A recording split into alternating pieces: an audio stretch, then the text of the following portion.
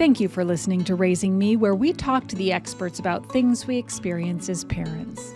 I'm Adrienne Stein, and today we are talking posture. Turns out poor posture is way more than just a physical issue. It can impact mental health, self-esteem, and just overall well-being. Dr. Allyson Coffin, longtime chiropractor, explains how posture affects kids in so many ways and offers solutions. Dr. Coffin, thank you so much for coming back and hanging with us today. Thank you for having me. You know, we're going to talk about stress and posture. Obviously, they are greatly linked. How exactly can stress impact posture? So when your body is in a stress state, usually you're in a flexed forward position, meaning like your head is forward, your shoulders are rolled forward, and like the old person you see on the street as a young person. So being in that posture really shuts down your nervous system to anything exciting or feeling good about yourself or confidence. So posture and stress are just intimately linked. Yeah, and sometimes you don't even realize when you're stressed that you are in that sort of state of sort of rolled over, hunched over. And certainly kids aren't identifying that. No. But to your point, like there's a lot of research that shows good posture makes a huge difference on your mental health. Correct. So there's a couple, like the health psychology is a journal that shows that there's a connection between posture and self-esteem, and upright posture can increase your positive feelings about yourself. So just standing upright makes you feel better about your own self. And then after you feel better about yourself, then mentally you feel like you can do more, achieve more, accomplish more. But when you're not feeling good about yourself, you don't want to do anything. Yeah. So that's a flex forward posture. So just the simple act of sort of rolling your shoulders back, putting your head up high. Yeah. So there's a couple things that we can do. Like that seems like a little simple and doesn't always work. Right. You know, if we could all just like roll our shoulders back and life would be great. That would be cool. Just walk in like you own the place. Yeah. Practicing it at home for adults and for kids, of course. There's a couple things that you can do that are power poses that have been taught to CEOs and like big powerful people so they know to like take command of a room. And so you can practice these at home with your family who you're comfortable with, and you can learn how to have more confidence and power in yourself, and then you can bring that out into the world. Okay, we're definitely getting to that. But poor posture can also impact your nervous system, which I was really fascinated by when we were just chatting. Yes. So when your body is forward, that affects your nervous system because your nervous system is your brain and your spine. And so when your brain and your spine are supposed to be in a certain position to work optimally, because your nerves come out through your spine. And that's how your arms move and your smile and your legs move. And so if it's not positioned optimally, your body doesn't work properly. So if you think a depressed posture is forward and like kind of like a shrimp, if you think of like a shrimp, you're kind of like that. You can't move your arms as freely when you're pushed forward. You can't move your head around and smile when you're pushed forward. You can't open your mouth when you're flexed forward. And so that affects your whole entire nervous system. And that's poor posture really affects your brain and your mental health. You know what I think of when I think of posture in young people now? It are devices. And just thinking, to my own teenager who is constantly texting and doing those kinds of things. How have you seen devices impact posture for kids? Oh, a lot. So kids are learning with their heads down from tablets. And so there's lots of ways to bring your things up. You know what? That's so true. So it's not just the phones, and it's just hitting me too. What about all the iPads? Correct. Right. So it's constant that they are looking down. So the best thing that you can do is to bring that device up because that will help their posture in the long run. So their necks will not develop in a flexed posture. Their necks will develop straight up and down, and they will have the proper curvature of their neck, which will help them their whole entire life. So all you got to do is they have tons of things that can lift your screens up or any device up, or even like working at a computer. A lot of kids work at laptops at school. If you just put a book or a ream of paper under it and your eyes are just a little bit higher, it's really going to help your posture long term.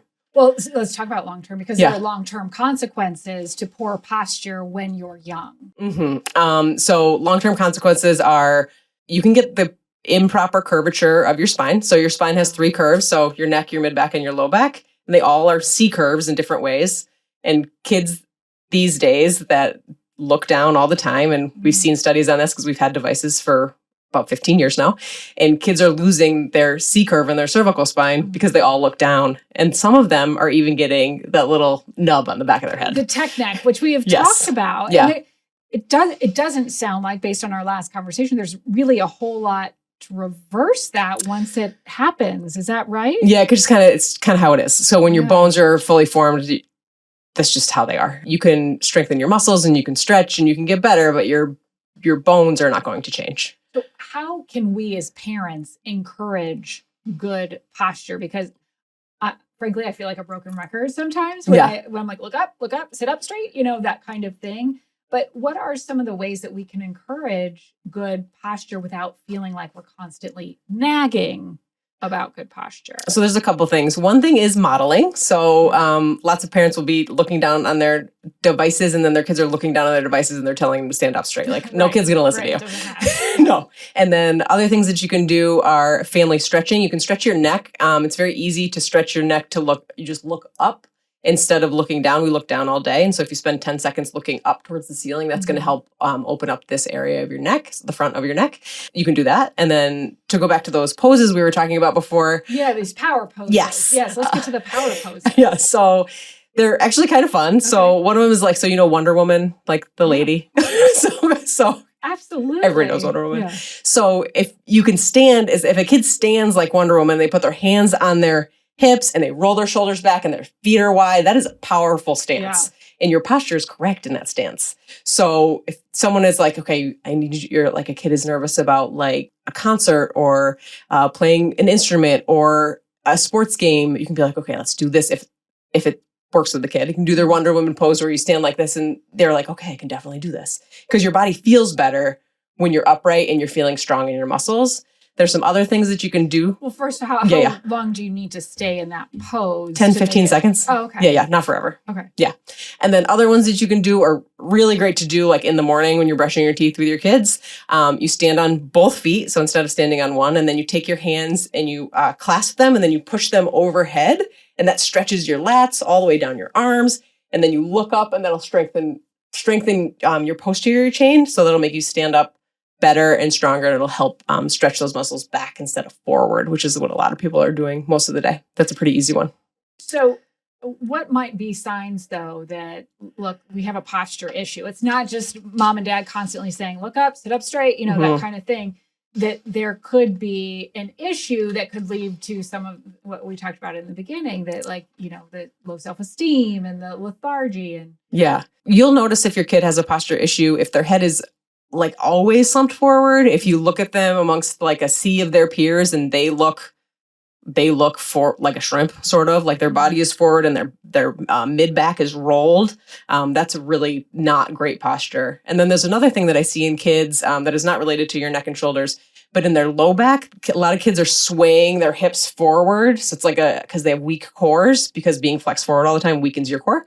And so their belly will sway forward and then they'll get back pain. Like little kids are getting back pain from really bad posture. So they have to learn how to tuck their pelvis. So that's like another type of pose you can do at night with your kids before you go to bed. Just kind of teach them how to move their body properly so they don't have inherent weakness in their giant postural muscles.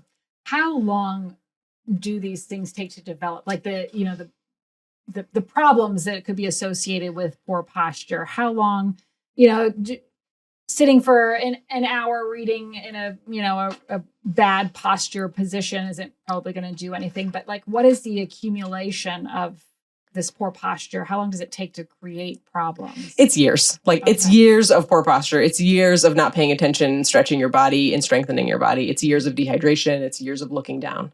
And we can counteract all of those things. And if you see your kid is anxious, withdrawn, like doesn't want to socially interact, and then you just kind of like look at them in space and they look hunched forward, you can start by trying to help them with their body and then help them with their self-esteem, because those two things are linked. Mm-hmm. Thinking too, just back to the school point, backpacks. Backpacks can be so flipping heavy, and they walk around with these backpacks on their backs all day. Yeah, so backpacks, they're tricky little beasts. Yeah. So you want to make sure that you have thick straps on your kid's backpack. Okay. And a lot of kids like to wear one strap at a time. That's horrible for your shoulders. Like you're going to get a shoulder injury from doing that. And your backpack should be 10, like if you say it should be 10% of your kid's body weight. So if your kid weighs 100 pounds, it should be 10 pounds. I'm telling you, that's not happening. No, it's not happening anywhere. Yeah. So like we can't have our kids not carry their stuff around or their giant tin water bottle or their Stanley. Yes. Yes. So I don't know. Is that trend kind of going by the way? I hope so. I don't know. Okay, but we digress. Yes. But yeah. Anywho, so like those big books are like very bad for your shoulders and your back and your neck. And so the best thing that you can do is put it down when you're in your classroom. If you carry it for 5 minutes in between class to class, that's not that much of a big deal. And then if like say a bunch of kids take the bus, put that backpack down. Don't leave it on your back and sit in that seat. And then also, if you can get an extra bag in the wintertime, a lot of little kids will take their outside play clothes with them to school. You put that in a separate bag and then it doesn't weigh it down as much. And also, some schools will let you keep some stuff at school. Keep whatever you can at school so you don't have to carry it around. What about extracurricular activities? Are there like sports that might be better or worse for posture? Just being an active person is very good for your posture. Swimming is very, very good for your posture because it works your posterior and anterior chain. So that's good for all your postural muscles. But any sport at all where you're moving your body and gaining muscle and length is going to help with your posture. Now, can these issues, if not addressed in childhood, then lead to longer term issues as an adult, whether that is, stress and its impact on posture or just plain poor posture from all these devices and the things that we're talking about? Like if you think of, I think almost everybody knows somebody that says, oh, my shoulders are in my ears, right? Because they're stressed. And so that is a physiological response to poor posture and stress. Your shoulders go higher and it makes these muscles short and it hurts. Other things that happen, people get chronic migraines that their head is forward because your head is heavier when it's forward.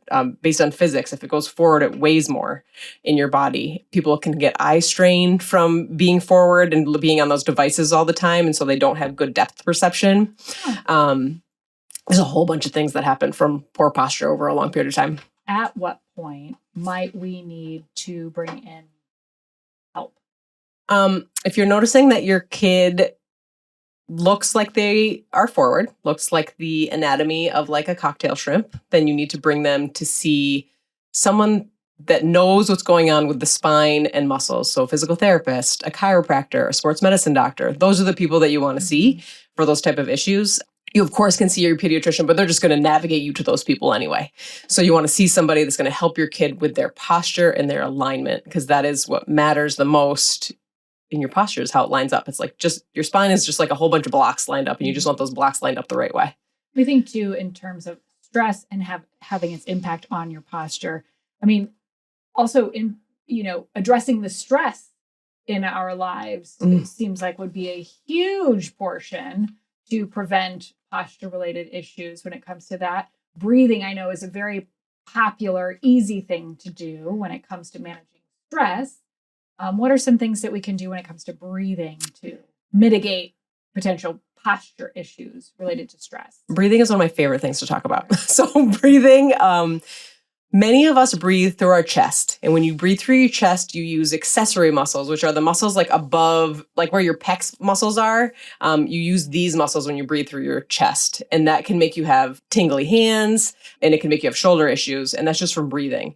But if you breathe through your belly, and a great way to practice this is put your hand on your belly and then breathe out. Make sure that your belly actually moves during breath and your diaphragm moves, which is just the muscle that's right under your rib cage. When you do that, you decrease your stress response. You go into a parasympathetic state. So your body is in a rest and digest state where you can actually learn, and you're open to learning and healing and receptive to information. And so if you breathe, learn how to breathe properly, you can do that. There's a couple other ways that you can practice some breath sessions. You can block one of your nostrils and breathe through one side of your nostrils for 1 minute and then switch and breathe through the other side. And it really makes you pay attention, and then helps you cross pattern your brain so you can be more engaged in your activity and in your in the work that you're doing. So it's very cool. Yeah. Breath is cool. And paying attention to your posture is super, super cool. If there was one piece of advice for parents today to help their kids navigate that. And frankly, I'm picking up on some things that I could be doing just when it comes to posture and stress. But if there was one takeaway for parents, what would that be? Move everything up. So like meaning like move your phone up, move your iPad up, move your screen up, move everything up. So you have to look up. So your world works with you instead of against you. So you want everything to be up, look up. Look up. I love that. Just keep it at eye level, whatever that looks like. Allyson, thank you so much. Always appreciate you coming in. And of course, we'll have more resources on this on our website, wgme.com/raisingme. Thanks, Allyson. Thanks.